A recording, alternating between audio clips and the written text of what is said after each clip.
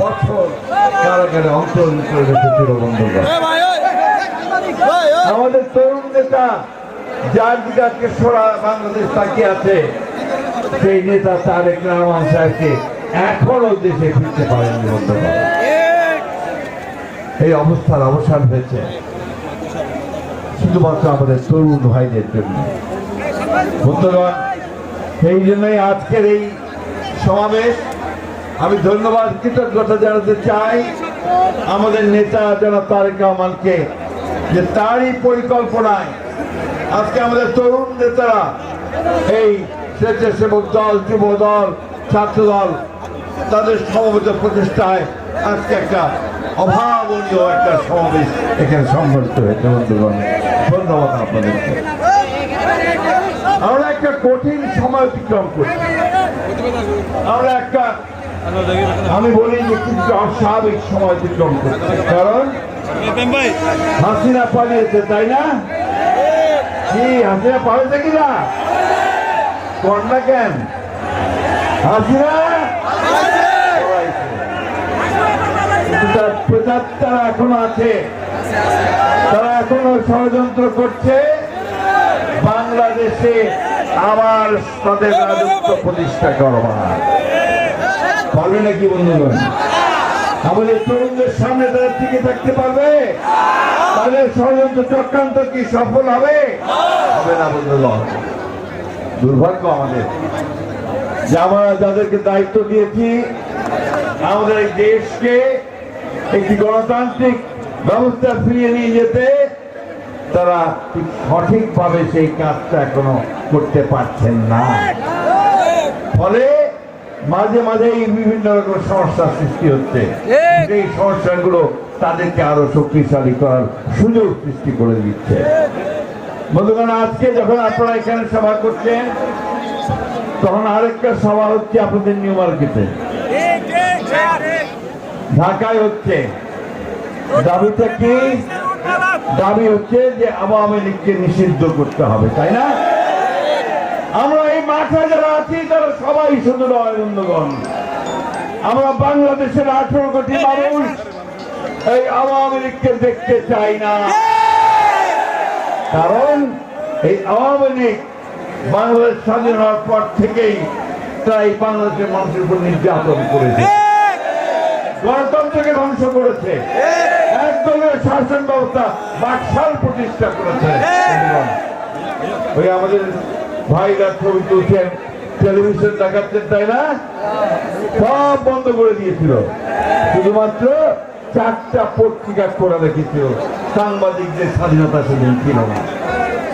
অর্থনীতিকে বন্ধ করে দিয়েছিল। পশ্চিম ভাই ভালো জানেন, এটা বলেন ভালো করে। সেই অর্থনীতিকে সেই জিয়া রহমান সাহেব এসে খুলে দিয়েছিলেন। সংস্কারের কথা বলেন, আরে প্রথম সংস্কার তো করেছেন জিয়া রহমান। একদলীয় শাসন ব্যবস্থা থেকে বহুদলীয় গণতন্ত্র নিয়ে এসেছেন। সংবাদপত্রের স্বাধীনতা দিয়ে দিয়েছেন, বিচার বিভাগের স্বাধীনতা দিয়ে দিয়েছেন, অর্থনীতিকে মুক্ত করে দিয়েছেন। এবং আজকের অর্থনীতির যে ভিত্তি, সেই গার্মেন্টস ফ্যাক্টরি, গার্মেন্টস পোশাক শিল্প এবং আমাদের মানুষদেরকে বিদেশে পাঠানো, এটাও শুরু করেছিলেন শহীদ প্রেসিডেন্ট জিয়া রহমান। আর আমাদের নেত্রী দেশনেত্রী বেগম খালেদা জিয়া, তিনি 9টা বছর শহীদ প্রেসিডেন্ট জিয়া রহমানের শাহাদাতের পরে গণতন্ত্রের জন্য পথে পথে মাঠে ঘাটে ঘুরে ঘুরে বেরিয়ে গণতন্ত্রকে ফিরিয়ে নিয়ে এসেছিলেন এরশাদকে পরাজিত করে। তিনি আমাদেরকে পার্লামেন্টে ডেমোক্রেসি দিয়েছিলেন। আর একই সঙ্গে গণতন্ত্র যেন ভালোভাবে যায়, গণতান্ত্রিক কালচার যেন তৈরি হয়, সেই জন্য তিনি কেয়ারটেকার গভর্নমেন্ট ব্যবস্থা পার্লামেন্ট আমাদের সংবিধানে নিয়ে এসেছেন। বন্ধুগণ, কিছু কিছু মানুষ সব ভুলে যায়, সব ভুলেই দিতে চায়, মনে করে যে তারা বাইরে থেকে লেখাপড়া শিখেছে, শুধু আমাদের সামনে কিছু সুন্দর সুন্দর মুখরোচক কথা বললেই জাতি বোধহয় সব ভুলে যাবে। তাদেরকে বলবো, দয়া করে আজকের এই সমাবেশটা দেখে যান। এটা দেখলে যদি আপনাদের সম্বিত ফিরে আসে, তাহলে জাতি উপকৃত হবে বন্ধুগণ। সোজা হিসাব করতে হবে, যেটা বলেছেন বাংলাদেশের মানুষ গণতন্ত্র চায়, বাংলাদেশের মানুষ তার অধিকারকে প্রয়োগ করতে চায়। আমাদের তরুণরা তারা চাকরি চায়, ব্যবসা চায়, কর্মসংস্থান চায়, তাই না? আমাদের মায়েরা তারা ছেলেদেরকে লেখাপড়া শেখাতে চায়, আমাদের স্বাস্থ্য ব্যবস্থা ফিরিয়ে আনতে চায়, বিশ্ববিদ্যালয়ে কলেজ ইউনিভার্সিটিগুলোকে সংস্কার বিদ্যাপীঠে পরিণত করতে চায়, আর দেশে একটা সত্যিকার অর্থেই শান্তিময় একটা রাজ্য প্রতিষ্ঠা করতে চায়। কৃষক ভাইরা তার ফসলের ন্যায্য মূল্য চায়, শ্রমিক ভাইরা তার মজুরি চায় ঠিক মতো। একটা দেশ চায়, গণতান্ত্রিক দেশ, যেখানে আমি আমার কথা বলতে পারবো, অন্য ভাইও তার কথা বলতে পারবেন, এবং সেটা একটা সহনশীলতার মধ্যে ঐক্যের পদ্ধতি হবে। সেই গণতন্ত্রে আমরা প্রতিষ্ঠা করতে চাই। আজকে আমাদের নেতা জনাব তারেক রহমানের মূল উদ্দেশ্য এই তারুণ্যের সমাবেশগুলোর একটাই, তরুণরা আপনারা জেগে উঠেছেন, আপনারাই পরাজিত করেছেন ফ্যাসিস্টকে, আপনারাই দাঁড়িয়েছেন তাকে দেশের বাইরে। সেই তরুণরা আবার জেগে উঠুন, আপনার অধিকার আপনারা জোর করে কেড়ে নেন। মাথা ঠান্ডা রেখে সজাগ থেকে আজকে সমস্ত চক্রান্ত এবং যে ষড়যন্ত্র আছে তাকে আমাদের ব্যর্থ করে দিতে হবে। বন্ধুগণ, বক্তব্য দীর্ঘ করব না, শুধু একটা কথা বলতে চাই। আমরা সেই যুদ্ধ শুরু করেছিলাম 1971 সালের স্বাধীনতা যুদ্ধ। শহীদ প্রেসিডেন্ট জিয়া রহমান সাহেব শুরু করেছিলেন একটা স্বাধীন গণতান্ত্রিক মুক্ত সমৃদ্ধ বাংলাদেশের জন্য। আমাদের নেত্রী দেশের জিয়া দীর্ঘ 9 বছর বাউলের সঙ্গীতকে, গণতন্ত্রের সঙ্গীতকে পাতে পাতে ঘুরে ঘুরে প্রতিষ্ঠা করবার জন্য আপোষহীন আমাদের নেতা তারেক রহমান আমাদেরকে নতুন করে এই তারুণ্যকে আজকে শিক্ষা দিতে আমরা একটা সত্যিকারটাই আধুনিক বিশ্বের উপযোগী একটা বাংলাদেশ গড়ে তুলব, তাই না? তার জন্য কি দরকার? আধুনিক শিক্ষা দরকার। তার জন্য কি দরকার? আমাদের আইটি শিক্ষা করতে হবে। তার জন্য কি দরকার? আমাদেরকে লেখাপড়ার দিকে আরো বেশি যুক্ত হবে। কিন্তু একটি কথা সবসময় মনে রাখতে হবে যে দেশের স্বাধীনতা সার্বভৌমত্ব বিক্রি করে আমরা কোনো মতেই কোনো কিছু করতে দেব না।